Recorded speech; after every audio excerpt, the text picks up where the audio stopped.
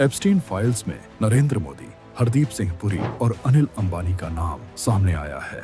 मोदी सरकार के मंत्री हरदीप सिंह पुरी ने खुद ये कबूल किया है कि वो सीरियल रेपिस्ट जेफरी एप्स्टीन से 3-4 बार मिले।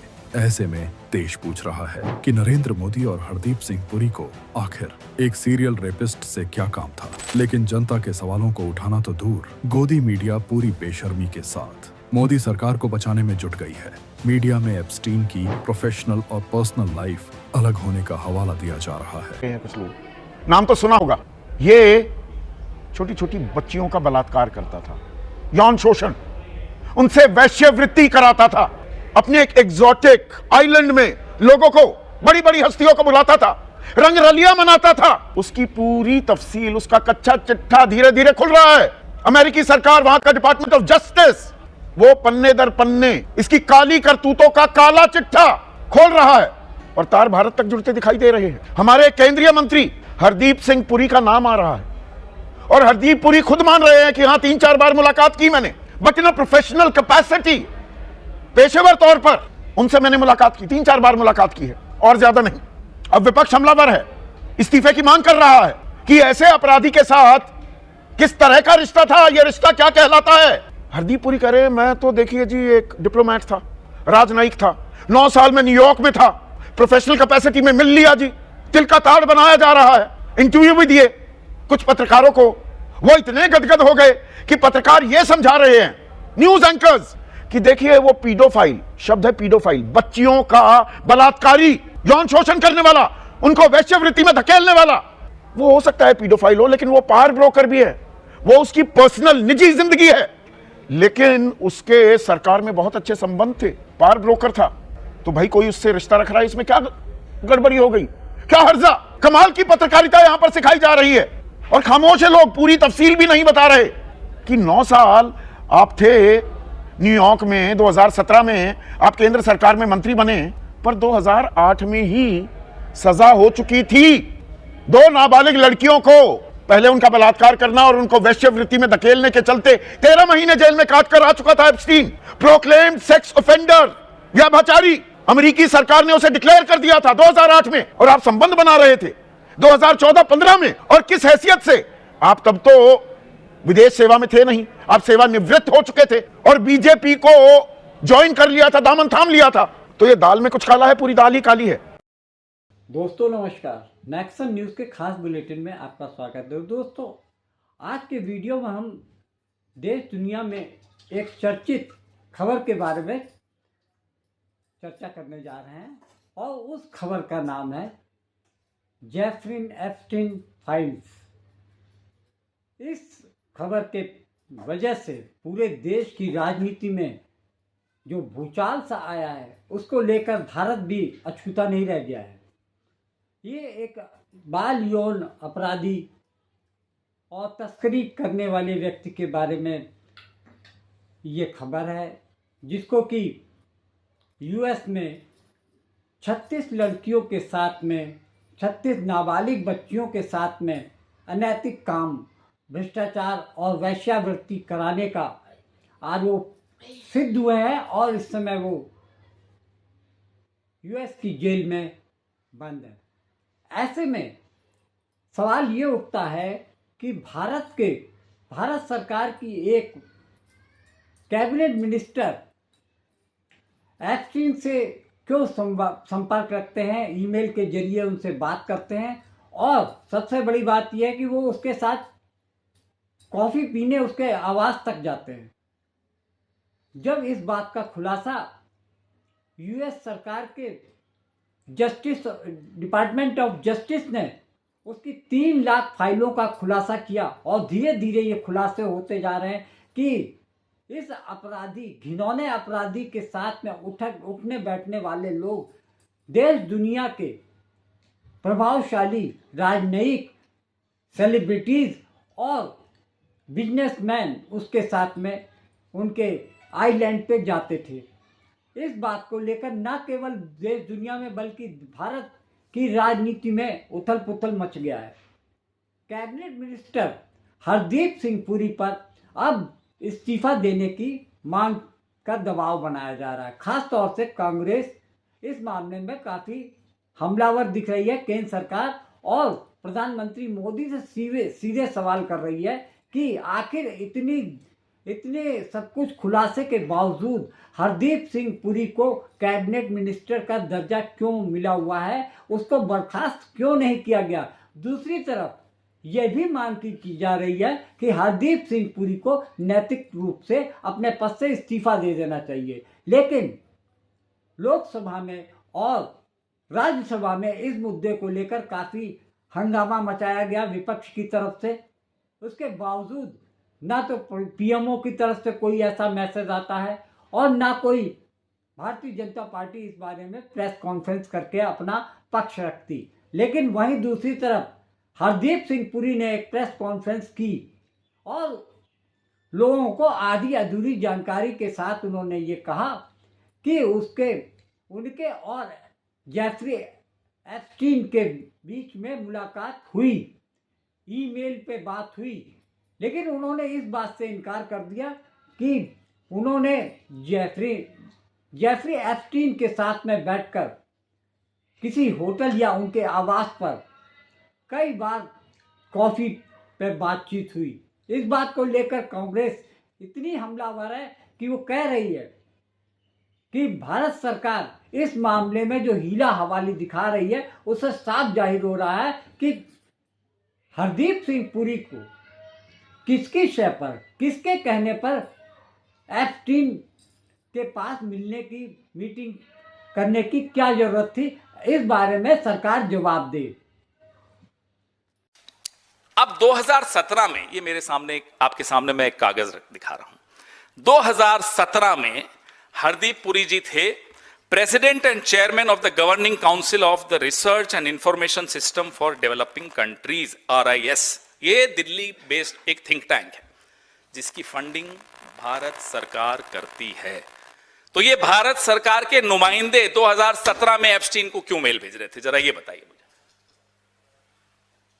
As a representative of the government of India, how and why was he sending a mail to Epstein, a sex offender, a criminal?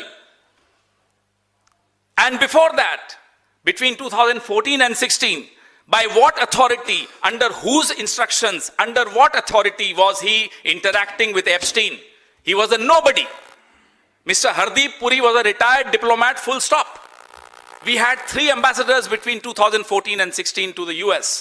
One was S. Jaishankar, the other was Arun Singh, and the third was Navtej Sarna. Were they so useless that the Prime Minister needed Hardip Puri's services to interact with Epstein? Why? And Mr. Hardip Puri was talking about Digital India 7 months before Digital India was made public in India, was announced in India. Who was he talking about Digital India to? Epstein. Why? This is our question. तो ये जो गंभीर बातें आपके सामने मैं रख रहा हूं, किसी कारण से रख रहे हैं। फिर हम ईमेल्स पे तो आपको दिखा ही रहे हैं। उस दिन प्रेस कॉन्फ्रेंस में कहा या इंटरव्यू में कहा, मेरे को ये ध्यान नहीं है, लेकिन कहते हैं अरे यार कुछ हुआ होता ना तो मैं तुम्हें बताता। Imagine, look at the approach जिससे ये बोल रहे हैं कि अगर कुछ हुआ होता तो मैं तुम्हें बताता, मैं तो इसी पे रह गया। ये इस व्यक्ति की मानसिकता है कि मैं सेक्स क्राइम्स का हिस्सा हुआ होता तो मैं आपको बताता, मैं तो सिर्फ मिलकर ही रह गया। ये पश्चाताप दिखा रहे हैं हरदीप पुरी। क्या इस आदमी को 1 मिनट भी मंत्री पद पर बनने रहने का हक है? आप मुझे बताइए। लेकिन बात सिर्फ हरदीप पुरी पे नहीं रुकती। हरदीप पुरी कठपुतली है, नहीं तो ये भीख मांगते हुए नहीं, Jeff can I see you, Jeff क्या मैं आपसे मिल सकता हूं, किताबें भेंट करने जा रहे हैं, बार बार मेल्स कर रहे हैं। एक मेल आई, मेल की इन्होंने, Jeff can I see you. Jeff का जवाब आता है साहब कि मैं मिडिल ईस्ट में जो हो रहा है उससे बड़ा नाराज हूं, मेरे इसमें बहुत स्ट्रांग ओपिनियन है। 2014 या 15 की, इसमें आपको मिलेगी। क्या हुआ था मैं बता दूं। ये मई की मेल है, जून की मेल है, और मई में पैलेस्टीन के जो राष्ट्रीय अध्यक्ष हैं महमूद अब्बास भारत आए थे। तो क्या एप्स्टीन अपनी नाराजगी जता रहे थे मोदी जी से हरदीप पुरी के माध्यम से? क्योंकि 2017 में अगले ही साल मोदी जी इजराइल गए, पैलेस्टाइन नहीं गए। ये सब रिकॉर्ड का हिस्सा है। नाराजगी क्या थी एप्स्टीन की मिडिल ईस्ट की पॉलिसी से हमारी, जो वो हरदीप पुरी के माध्यम से मोदी को बता रहे थे? विदेश नीति कौन चला रहा था इस देश की? विदेश मंत्री तो नहीं चला रही थी सुषमा जी, क्योंकि उनके माध्यम से तो कोई मेल नहीं आ रही, उनका तो नाम भी नहीं है इसमें। एस जयशंकर का नाम नहीं है जो कि राजदूत थे, अरुण सिंह का नाम नहीं जो राजदूत थे, नवतेज सरना का नाम नहीं जो राजदूत थे। तो कौन चला रहा था? नरेंद्र मोदी, एप्स्टीन और हरदीप पुरी। यह विदेश नीति थी हमारे देश की। और फिर उसके बाद का तो सब कुछ सार्वजनिक है ही। ये कहते हैं कि मैं मिडिल ईस्ट में जो हुआ उससे नाराज हूं, I have a strong opinion. फिर मोदी जी उस गलती को सुधारते हैं, इजराइल जाते हैं, पैलेस्टाइन नहीं जाते हैं। उसके बारे में क्या कहते हैं? जेफरी एप्स्टीन कहते हैं कि सॉन्ग एंड डांस कर रहे थे इजराइल के सामने। किया ना, ये सब आपके सामने है ना। ये साबित होता है कि विदेश नीति इस देश की एप्स्टीन चला रहे थे।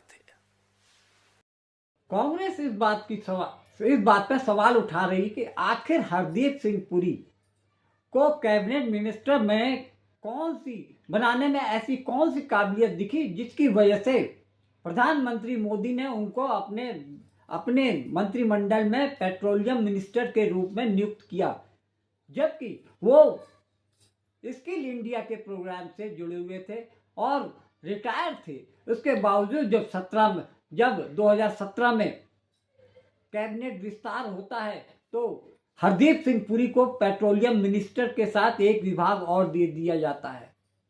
इस बात पे हैरानी जताते हुए कांग्रेस के मुख्य प्रवक्ता पवन खेड़ा ने यह पूछा, सरकार से पूछा, प्रधानमंत्री से पूछा है कि आखिर हरदीप सिंह पुरी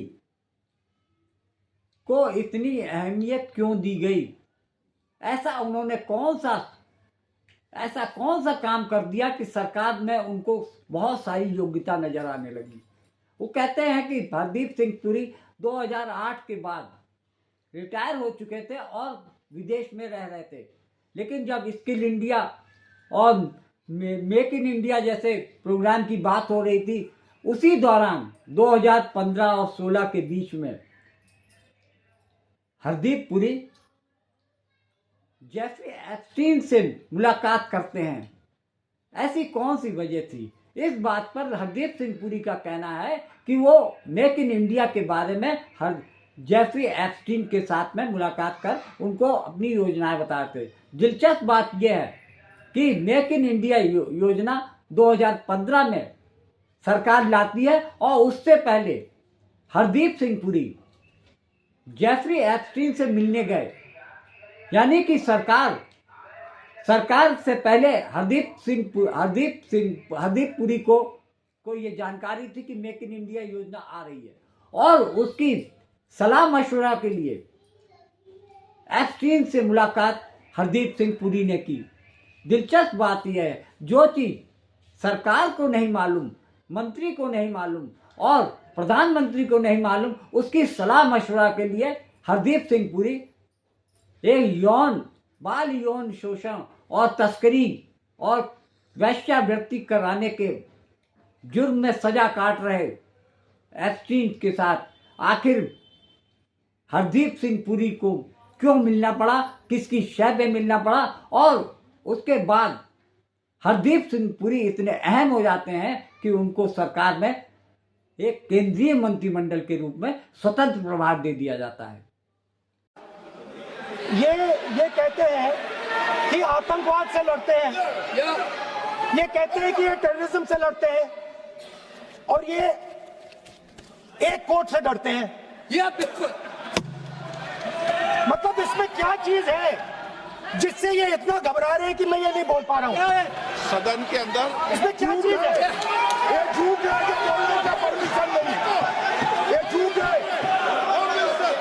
इसमें क्या लिखा है जिससे ये इतना घबरा रहे हैं कि मुझे ये पढ़े नहीं, आप पढ़ने नहीं दे रहे। सदस्य कोई घबरा नहीं रहे। आप